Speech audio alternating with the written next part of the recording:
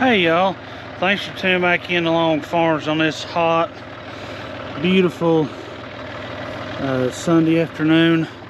Normally we try our best to not do hay on Sundays, but as anybody knows that's done hay, there's weather in the forecast coming up this next week, so we're trying our best to get it up, and I think the Lord knows our intentions of what we're doing. But just out here, Dad's got about half of this field raked, and I'm in the baler tractor. And I got over here and noticed this stabilizer bar goes from here to there. The bolt and the bracket come off, so Dad's gonna see if he can find it.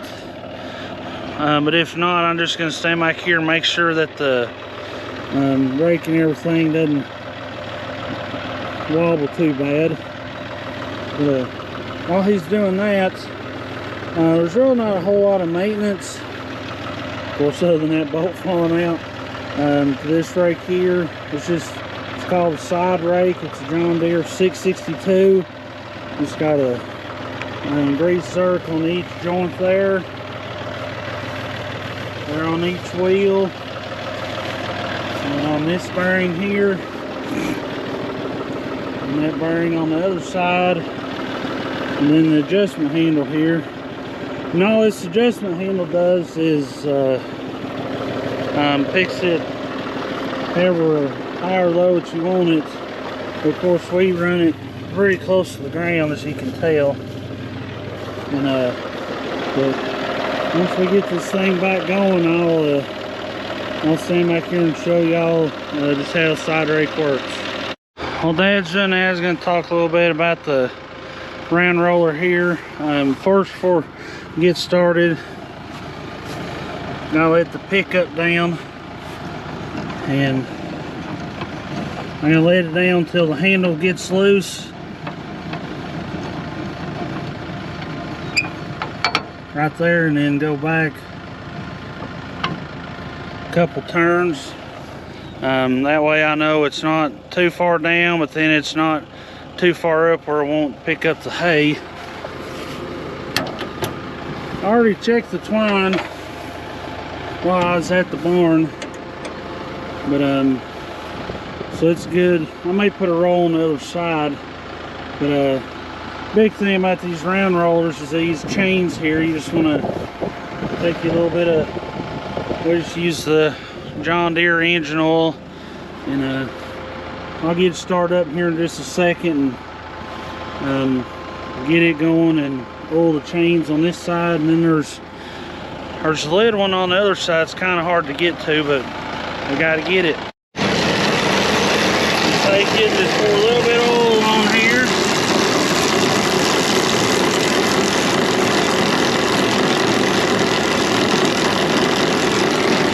Still sliding the chain down, plus looped up.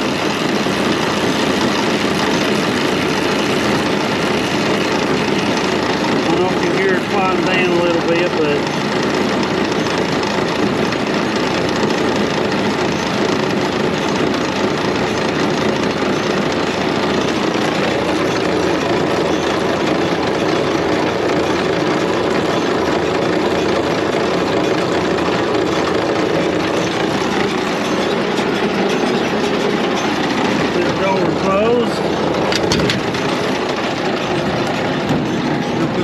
back in.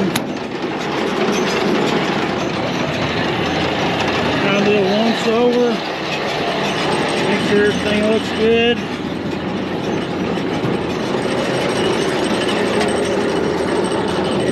Well, I may go ahead and replace that twine here in a second, but then there's that little chain down in there. Can't forget about it. Didn't have any luck finding that piece.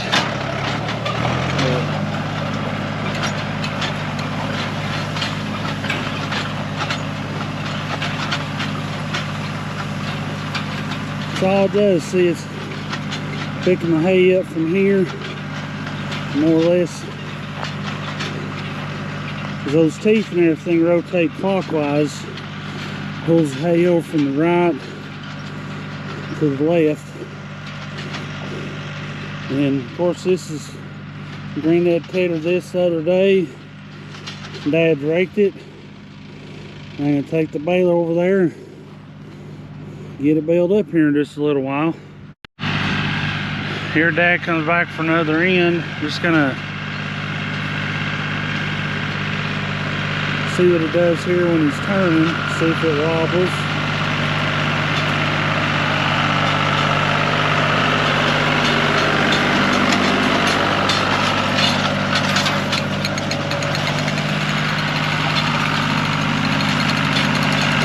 Doesn't look like it. Bars wobbling too bad, but we ain't got that much of this field left to go, so I think we'll be okay. I'm gonna go over here and get started on this. I'd say I'll probably be out here about 3.5 hours or so. We're hoping for about 80 bales out of this 10 acres. All right, boy, we're ready to get started here.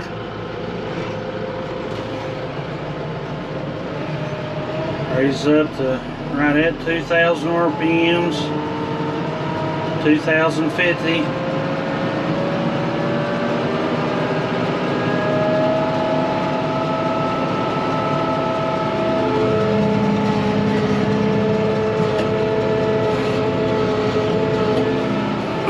Good to go, by George.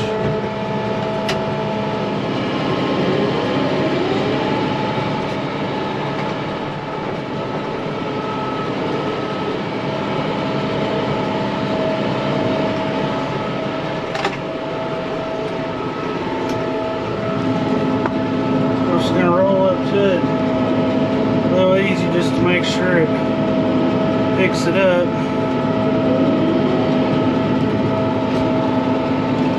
We're good. Then those marks on the left, those two little thin lines, that just lets me know how the bale, how the hay's feeding into the baler. If that right one goes down, I come over here, I pull to the left of the windrow, which makes it feed in the right side of the baler. Then when that other line gets low, I'll come over to the right of the row, or the windrow. And once it gets down there, that lever where the red is, once it gets down to that fourth black line is when I'll stop and tie it. Now it's full. Sometimes those levers, those little lines, sometimes you can't get them just quite even. Down there, you run my string over, and each little black line just lets me know. That's what helps put the spaces between the twine on the roll of hay. And bring it over here so far, and it cuts it. Raise the other lever up, kicks the bale out.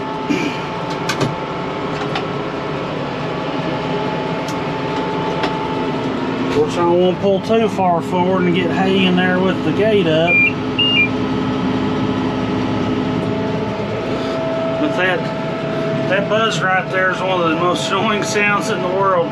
So I usually try to stop it before it goes off. But apparently this time I missed it by just a little bit. And the reason why I like to go about 5 windrows over at a time is I'll take one and I'll go over here to the outside. I'll get it. I'll come back, get that one over there on the left. I'll come back and get this right here beside us.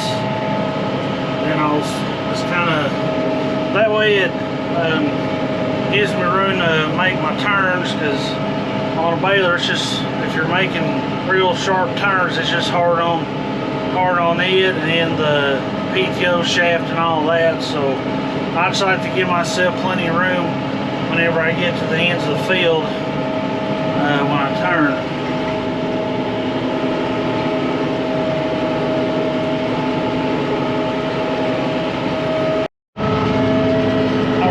Explained earlier, whenever I run that tire over, I'll let it sit on the end for a couple seconds, and I'll pull it back to each black mark and let it sit for about a second or two, and then pull it over. And once I get to this one, I just go ahead and pull it on over. That drops it out or cuts it.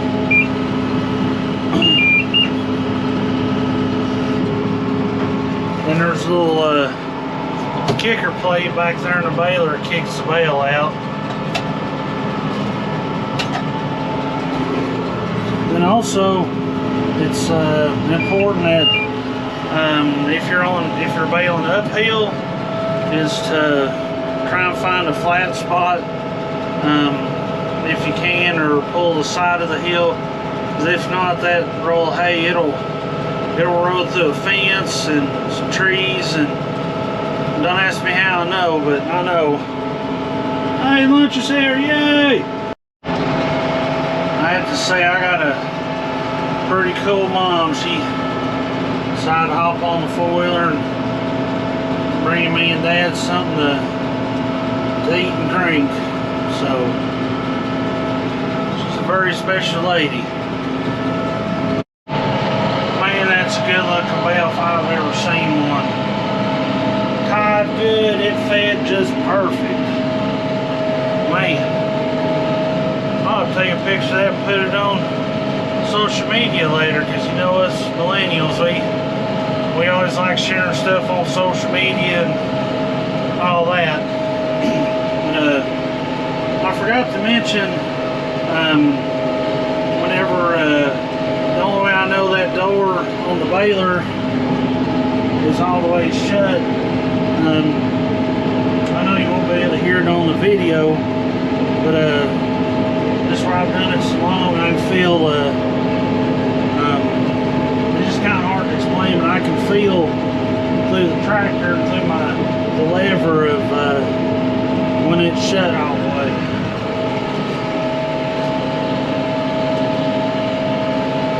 Dad over there still raking, I'm baling, Mom's a snack wagon, Granddad's over in the field across the road hauling hay. He baled last night.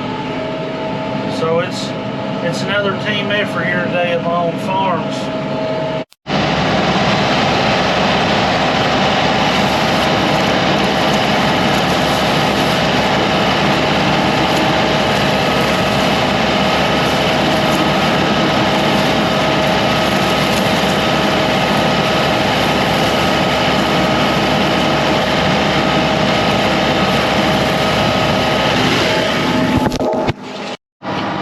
I just run over the GoPro. I know the back screen is cracked, so if all this is kind of jumbled, I apologize, but I wanted to try and go ahead and finish the video out. Got the field, all of it baled. Granddad was hauling it in as I was finishing up. That little bale's all that was left. Just gotta roll this up here. What makes it matter run over my GoPro? Front screen's okay, but the back screen is. So again, I apologize if what y'all are seeing is fuzzy, but thanks for tuning in today. Thanks for going along for the ride while we raked and baled this field. I'm going to take this one to the barn, unhook it, go tether another field, which will probably be baled on Tuesday. So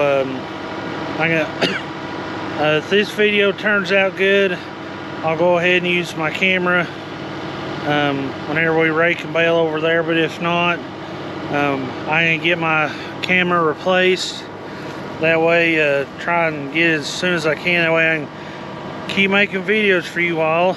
But before you go, don't forget to like and subscribe to the channel. That just really means a lot. Lets you know y'all like what we're putting out.